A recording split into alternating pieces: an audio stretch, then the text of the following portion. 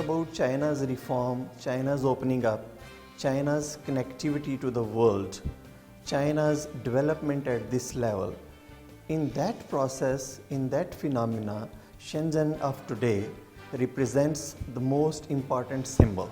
So at that level, I would say Shenzhen symbolizes reform and opening up. So in my view, this becomes a major benchmark, not only for China, but the whole world to see that how this process of reform and opening up was carried out. I have been witnessing China's progress, development and economic reform for past several decades.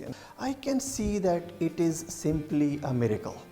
It's not wrong to say that it is a miracle on the face of earth. No other parallel or precedent we see in the contemporary history of the world, what China as a whole has achieved, and we all know that Shenzhen has a great role in that. Shenzhen gave us a message, and the message was that China can do it. We can do it. We can take on the world in a big way. It was a small fishing village of a few thousand people living together, but now it is a metropolis.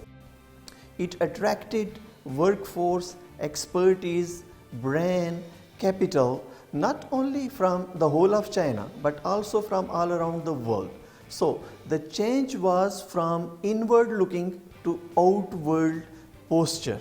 The change was from producing low yield items and goods to moving towards high tech, moving towards the things which are value added.